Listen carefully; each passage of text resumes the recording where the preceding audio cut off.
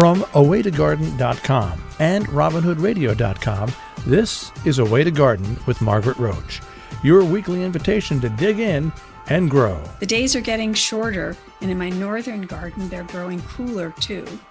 I know my houseplants will be screaming soon to come back inside, and then screaming all winter about the less than ideal conditions I'm offering and how they'd like me to do better, please. Today's guest does better, using all the technical insights he can to make more than 100 houseplants feel at home in his Toronto condominium. But he also accepts that his place is not a conservatory or commercial greenhouse. It's not perfect. More in a moment, but first, this message. Underwriting support by Colorblends Wholesale Flower Bulbs, supplying landscape professionals and ambitious residential gardeners with new ideas and high-quality flower bulbs for fall planting. Plant tulips, plant daffodils, plant Colorblends this fall. Available at colorblends.com. Darryl Cheng is better known on Instagram as @houseplantjournal, and as one of his 620,000 followers, I can say I enjoy being treated to his frequent posts showing off his latest insights from ambitiously growing a condo full of diverse houseplants. He began sharing his earliest houseplant adventures on Tumblr in 2013 and has grown his audience and more houseplants exponentially ever since. He's the author of the book, The New Plant Parent, and creates the popular website, houseplantjournal.com. Hi, Darryl. I'm so glad to talk again. Hi, Margaret. It's great to talk to you again, too. Yeah. Before we get started, I want to say with the transcript of the show over on awaytogarden.com, we'll have a giveaway of your book. So I'm excited to share that with a winner. Nice. Thank you.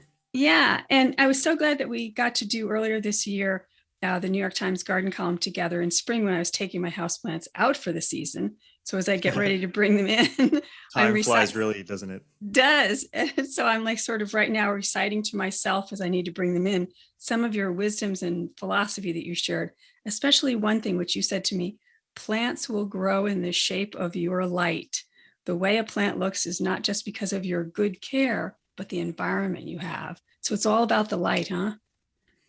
Yeah, I always consider plants, when I look at them, I use my engineering mind and I look at it like it's a little solar powered sugar factory. I mean, at the heart of photosynthesis, that's really all it is, right? Yes. And so the same plant, the same variety, even a division of the same literal plant grown in your house, in my house, or in the commercial greenhouse where maybe it originated years ago, it's going to look different. Absolutely, yes. And the really surprising thing I would say is that the actual amount of light that is collected in various places between different people's homes is actually so varied. And, I think a lot of times, we know for a fact that there's more light at the greenhouse. We know for a fact if you have huge south-facing windows, northern hemisphere, you're going to get more light. But we don't often, or rarely, would we ever actually collect all that light and, measure out the DLI, the daily light integral on them. And I've been fortunate enough to actually run a few experiments where I put light sensors, in my condo, in my parents' condo, in a friend's condo for, a couple of weeks at a time, and really actually learned that, that the light varies in like tenfold differences. Huh. In the same place or among those several places? So between the different places. So basically, if you don't mind, I'll just go right into the little experiment that I've been doing. Cool. I have two what are called quantum sensors. They measure the PAR, the photosynthetic active radiation, and they have the ability to log the data. I set it to log every 5 minutes. So if you imagine you have a little light sensor placed in the room and you just kind of let it sit there for 2 weeks, then daily it'll just kind of capture the amount of light that's collected. And the reason I have two of these is because I usually do two at a time. So one is, close to the window, one is far from the window. And that way, when I look at the data, like looking at the graphs, then I can see between the changes in, weather patterns, but then the overall kind of trend between like the difference between close to the window and far from the window. And Right. the difference is drastic, and just totally surprising. And it's almost like for me, because it's so clear to me, because I have the numbers, my sort of like take home advice is, if you have houseplants, they need to be as close to the window as possible. Yes, they do. They do. And it's that you mentioned you sort of have this engineer brain. And what I loved is that when we got to know each other a little bit this spring, you, even though I think you began getting serious with the houseplant hobby, it's not even 10 years ago, is it? Isn't it in the last 10 years or something? But you like availed yourself of these tools. Now you're talking about a sophisticated one, these par meters, is that right? Mm-hmm. But, Yeah. Even a basic light meter, one of the light meter apps on a phone, on a cell phone. You have a chart on your website on houseplantjournal.com that talks about the amount of light as relative to certain plants' needs. And I mean, everybody the labels of plants say things like, bright indirect light or medium light, or like, and that's not data, right? You can't, that's in my house, your house, what I think is bright is going to be different from what you think is bright, right? That's right. It's all about being concrete, like something that you can, like, we talk about the scientific method. Something has to be repeatable, right? So when I say to somebody, "Oh, it's a, medium light," or something like that, it means nothing to the, like, what are you supposed to say to that? But I will contrast that to outdoor gardeners, and their designations for light actually make sense. Like full sun, I mean, casually we might think, oh, okay, well, the sun is shining on it. Well, no. The real definition is 6 or more hours exposed to the sun, right? And the reason I really like the outdoor metrics is because they are all based on the singular metric of hours of sun exposure. And so once you have like that metric, like set in stone in terms of like what you're talking about, in terms of what's different, then the categories, meaning full sun, part shade, and then full shade, all of these categories actually make sense because they're all aligned on the same metric, right? But indoors, it's like the Wild West, because who has exactly the same obstructions? Who has exactly the same size windows? Who has exactly the same size window treatments that change the transmission of light? It's all so different. And the reason I always advocate for measuring is because then the measurement takes into account all of these variables and just gives you a number. Right. And so if we were getting started, if we all, as again, we're a lot of the people listening are gardeners, they have outdoor space. I know you have a balcony, and I want to talk about that in a minute, about some of your outdoor experiments this year on your balcony, but which I love, by the way. But if we're just getting started and we've never measured the light, and we're still at the stage, like most of us are, with like, well, I'm going to put it near the window, it's kind of bright and direct, that kind of vague, generic stuff. What meter, what gear, where would we start? Probably not with the sophisticated tools you're talking about using in your experiment. Right. I mean, the sophisticated tools, I would say that the reason I'm using them is because let's imagine, like, I usually do this with a presentation and it's like visual, but let's visualize this. But like the idea of resolution, like in a photo, right? If you have 3,000 pixels by 3,000 pixels, well, then the picture will be pretty clear and you could probably print it to a certain size. But imagine if I only had 100 by 100 pixels, then at some point a lot of details would be lost. And then imagine if I really went just crazy and just said 10 pixels by 10 pixels, and you could barely make out any kind of detail, right? Right. So the point of getting the really sophisticated instruments is so that I can develop the most like clear picture of what light really behaves, like how it really behaves indoors. And then that way I can inform a much better, like vague kind of guideline. And again, I already said that guideline, which is put your plants as close to the window as possible. And I guess the secondary part of that is accept that people who have bigger windows and less obstructed windows will simply have better growing plants. And that's just the sort of, real life hard truth about it. Yes. So anyway, back to now we come to this realization, and now you're sort of saying to yourself, okay, now I really want to get a number and understand how to measure so that like I have better expectations for, whether my ficus is gonna actually grow taller, or if it's gonna kind of stay the same for a couple of years, right? So I would say, if I was to break down how to measure light, if you're going to start with a light meter, any light meter will do, even on an app. I mean, they're not all very accurate, only because the hardware on different phones Ah, is very different. And trust me, I've tried this. I have a lot of developer friends, and so we've tried already building an app on Android, and we realized that as we installed the app on different phones, that all different phones, especially on Android, have completely different sensitivities on their light sensor. right.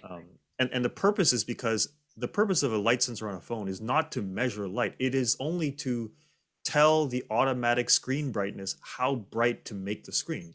And so Oh, when you okay. think about that, that's the reason why they don't need such precise. I see. I see. Okay. So yeah. But Anyway, so is there like so if I were looking for a light meter, am I looking at a photo department or I'm looking for a light meter? I mean, just so that I know, and I know you have some things on your site, you sort of have a shop, and I don't know if you have a light meter, but I just wondered, is there anywhere I should seek one, or well, if which you one? just on even like on Amazon or on, Yeah. yeah, photography shops probably have it too. Okay. Although they're less, they're photography light meter. The reason why old school, film cameras needed light meters, external light meters, was Right. because in the day the technology on the camera itself was not Right. that great. The But metering now, wasn't. Yeah. Yeah. Yeah. exactly. So nowadays, the camera itself, meters its own light completely fine. It doesn't need an external light meter, right? Yeah. So in that sense, like a light meter for photography one might be a little bit antiquated. Okay. So what I'll do is, well, maybe with the transcript, what we'll do is I'll find some links. I'll check them with you and offer people some suggestions of like where to look, kind of thing. So even if you just look up light meter or lux meter, LUX Lux. meter, Okay. then you're going to start getting into the kind of light Okay. meters that are Perfect. readily available. Perfect. You just reiterated sort of your philosophy about light in the post you did on Instagram about a Sansevieria, a snake plant or mother-in-law's yes. tongue or whatever. And you said you won't achieve nursery level lighting, but you can learn to love and accept different leaves.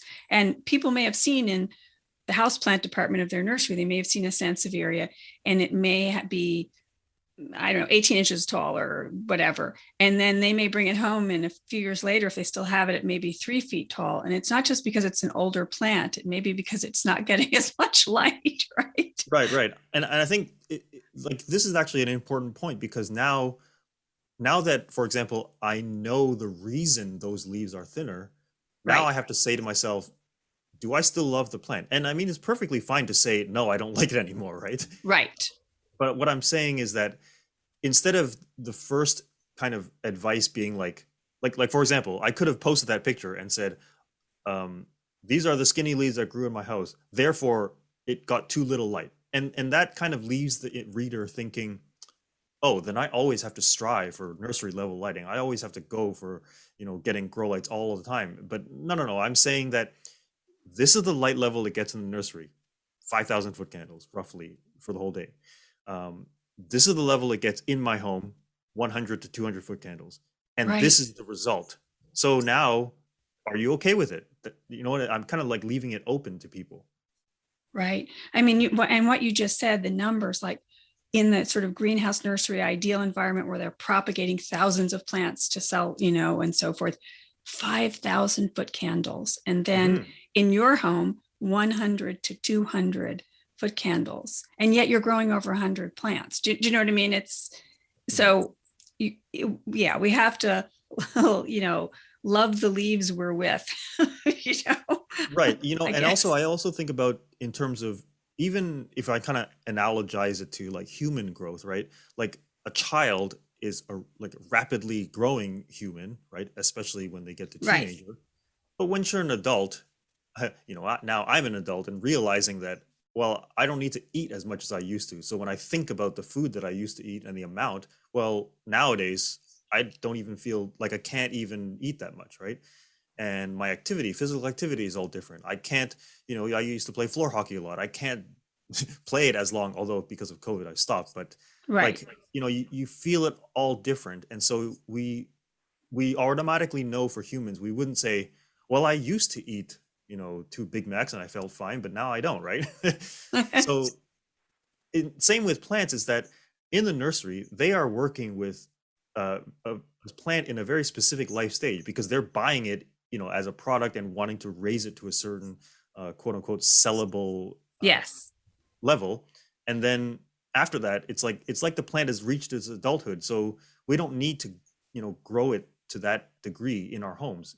I mean, realistically, what we're doing in our homes is just kind of like letting it live out the rest of its life as nicely as possible. Yes.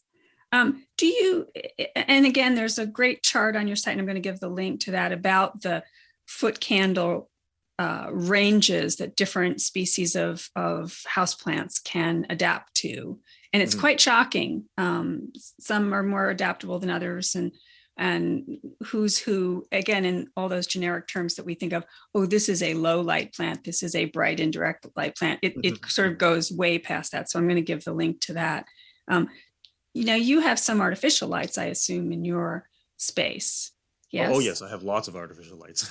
And are you are most of them LEDs, or what's kind of? Yeah, they are all LEDs, and most of them are usually kind of supporting some some growth of some plants.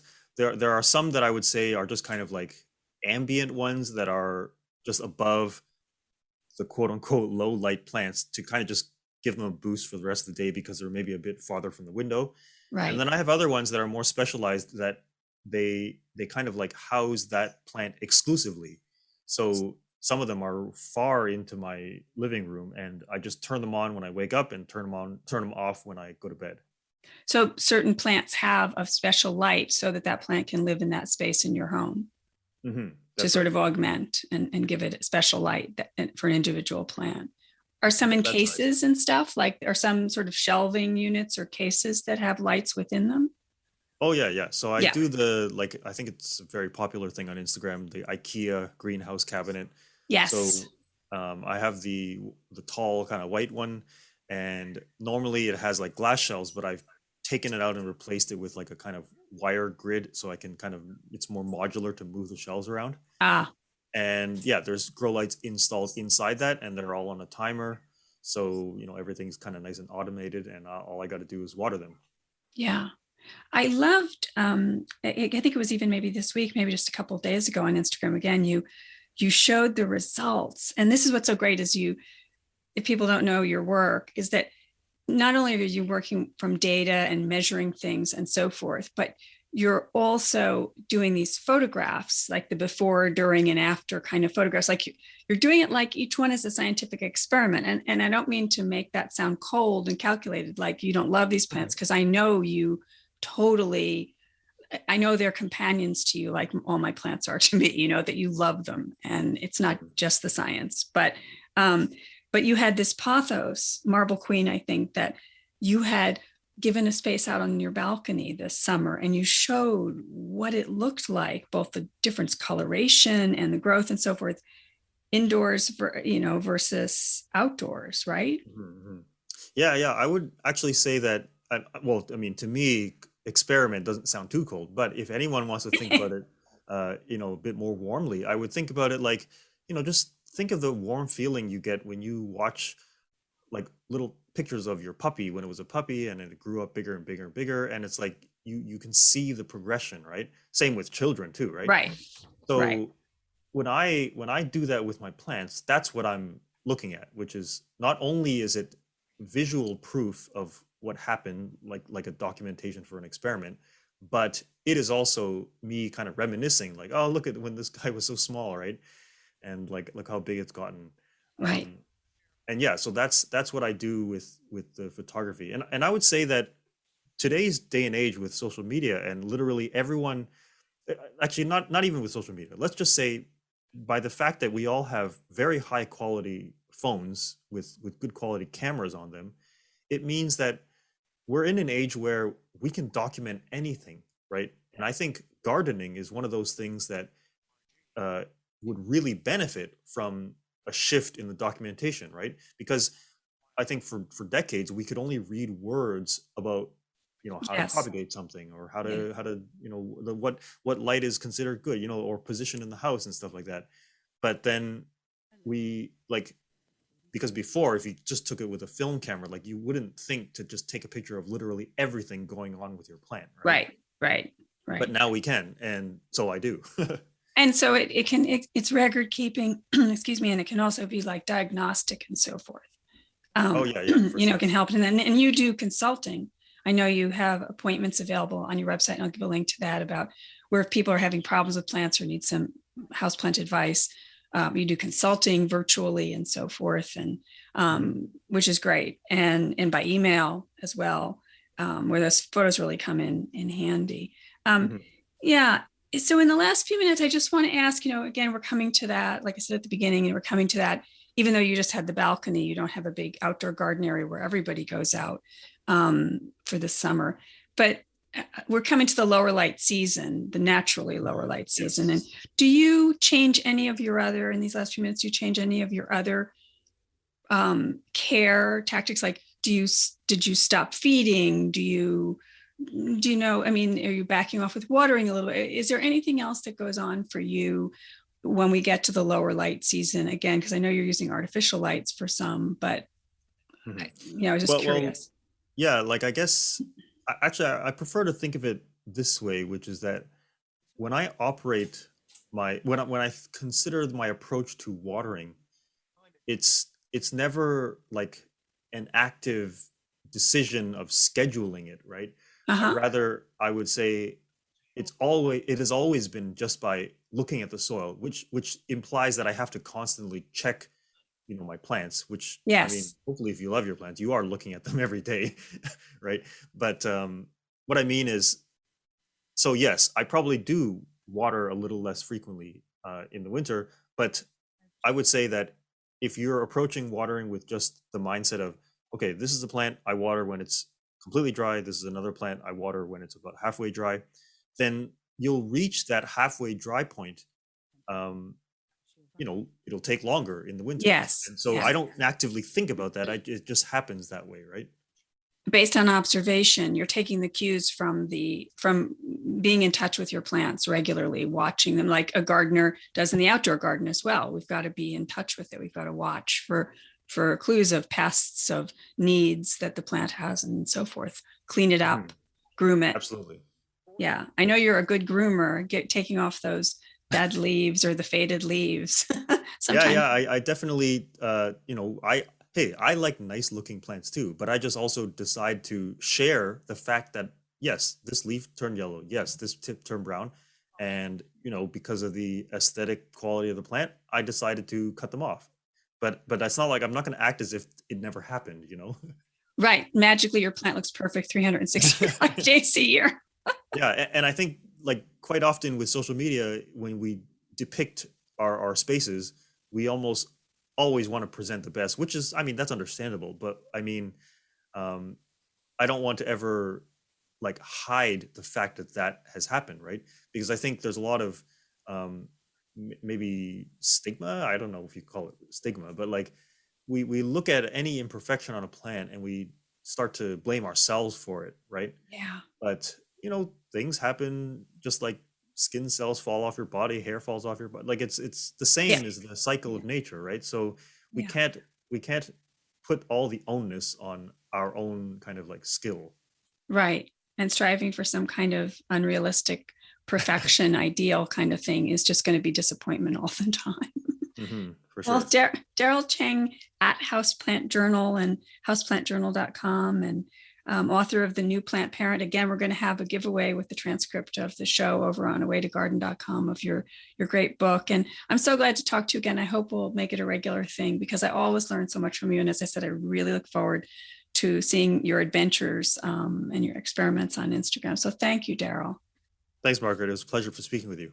Underwriting support by Color Blends Wholesale Flower Bulbs, supplying landscape professionals and ambitious residential gardeners with new ideas and high-quality flower bulbs for fall planting. Plant tulips, plant daffodils, plant color blends this fall. Available at colorblends.com.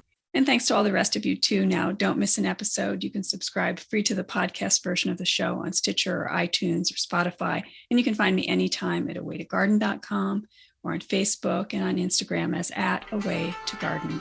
And happy gardening and indoor gardening meantime. A Way to Garden with Margaret Roach is a joint production of awaytogarden.com and the smallest NPR station in the nation, Robin Hood Radio.